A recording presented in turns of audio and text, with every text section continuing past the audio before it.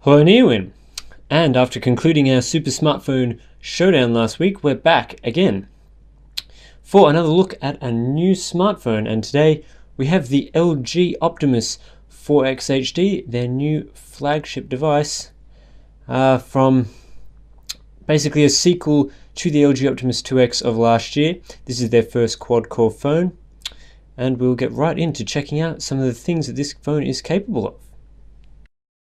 On the design front, you can see that this device is reasonably square. Very square corners here. They're slightly rounded, which does improve the feel of the device when it is in your hands. Of course, it is reasonably large with the 4.7-inch display. Most notable about the design of this is the back. It is textured somewhat. It is, of course, made of plastic, but thanks to the texturing, it doesn't feel too bad. The thing I'm most concerned about with the design is this ridge that runs along the edge here. It looks like fake metal, but it is actually plastic. I'm not convinced that it feels the best or adds the most to the design of the Optimus 4X HD.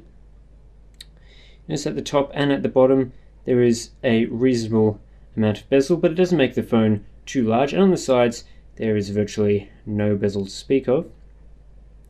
On the bottom there you might be able to make out the three capacitive buttons that the phone uses. You notice that it uses a menu button here rather than the app switching button. Not convinced that's the best choice either to use, but overall I'm not complaining about the design of this phone. It is reasonably nice and it looks reasonably good. Another thing that I was a bit unsure of is using the power button on the top of the device there.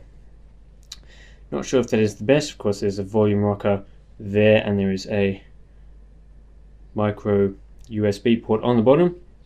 Not sure that again that is the best choice on the top, but overall a very nice design. This is the display of the LG Optimus 4X HD. It's a 4.7-inch True HD IPS LCD display, coming in at 1280 by 720, of course making it a 720p display, and it does look very nice. Color reproduction is very good, as of course it is an IPS panel, as are viewing angles.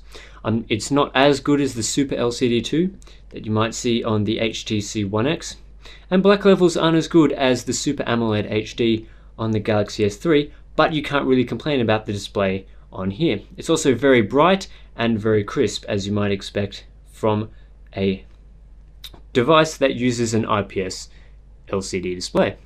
4.7 inches is also perfect for media, and while this device is large, it doesn't feel too large in the hands, of course, due to the design. I do really like the display on here. I definitely think it is better than some of the other LCD panels I've seen, but again, not as good as the Super LCD 2 on the One X. The performance of the LG Optimus 4X HD is really good, and that's of course for a number of reasons.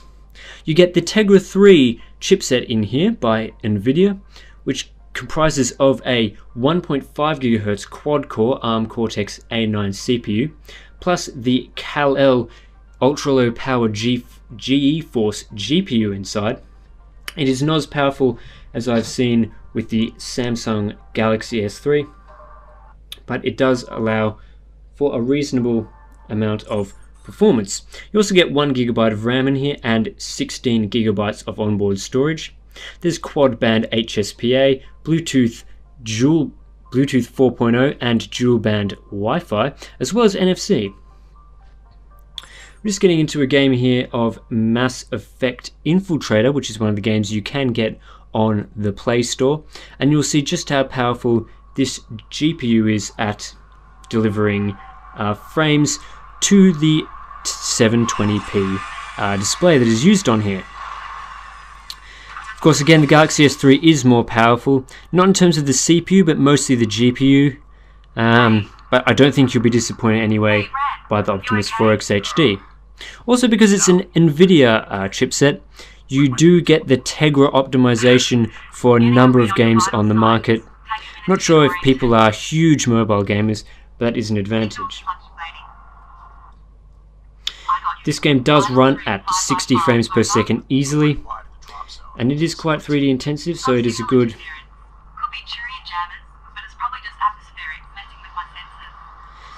very good benchmark for things like this. And it's a good game too, so I recommend that you check that out. But you can see just here just how smooth it is. You can see just how smooth it is to play this game. I'm not going to play anymore because it of course is reasonably hard to play through the viewfinder. The next thing that should be looked at is the Optimus 4X HD's camera. It's not particularly amazing, and the photos it creates I wouldn't go to say are outstanding in any way, and the Xperia still claims the top device, but there are some unusual things that this camera does. For one, its focusing is not particularly good, and it takes a reasonably long time to get the focus. And I'm not sure if this is coming through the camera here, but it's reasonably laggy to focus, and while this Xbox controller that I have here is not a particularly good thing to test this on, but it often fails to actually get proper focus. It does have zero shutter lag, but if you take the photo before it's actually focused properly, you get an out of focus shot, and that's never fun. There are a reasonable amount of settings that you can see here to control things. You get scenes and things like that, HDR, panorama. There's also an option here for what they call time catch shot mode. And basically, you press the shutter. It takes a while, but it takes a lot of photos. And once it has finally compiled them all, you basically get to have a look.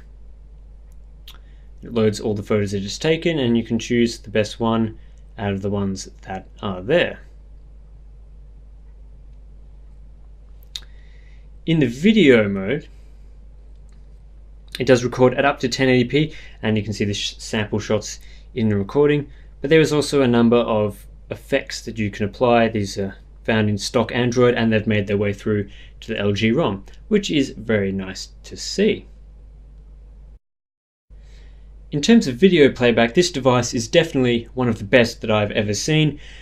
In the stock video player, which is what I have here, you see I have most of the test videos are in here right now, but you can see, for example, that it will actually play the most difficult thing to play right from in the stock player, which is something I have never seen before.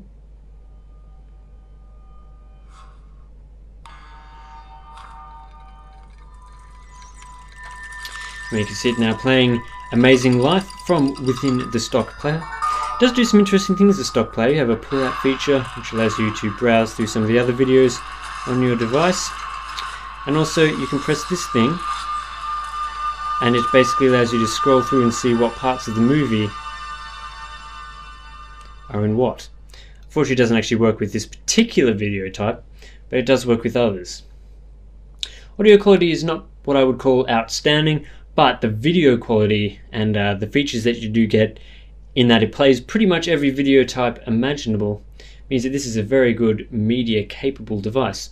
If only it had a better camera, then I would go as far to say that it's one of the best I've ever seen. But alas, the camera is not that good. Some other tidbits about the Optimus 4X HD. I had no problems with the call quality or anything like that. And as I mentioned earlier, battery life is all right. Really, I'm very happy with most of this device. Unfortunately, I do feel as though it's not particularly good in some areas, such as the camera. In other areas, while it is good, it doesn't particularly beat anything else that is on the market. For example, the display, while it is very nice, the display on the 1X is better. And while the software is very nice, obviously stock Android is going to be better than that. The performance is very good. The Tegra 3 is very capable, but unfortunately the Samsung Galaxy S3 beats it in that area. So while it is an all-round very good device, it isn't really a standout in any particular feature. I do have to applaud LG though for finally creating a new flagship device, and it does seem to be capable. So if you do end up choosing the LG Optimus 4X HD, you should not be disappointed in any way. I'd like to thank bobbycity.com.au for sending me out the LG Optimus 4X HD here for review. And thank you. If you want to check out some of my previous video reviews, On the left hand side there will be a quick link to the Samsung Galaxy S3 video review I did, and on the right please check out the playlist that will take you to the Super Smartphone Showdown. That's around about an hour and 15 minutes worth of content, so if you have the time, please check that out. And of course, subscribe. You will get videos like this straight into your inbox. Thank you.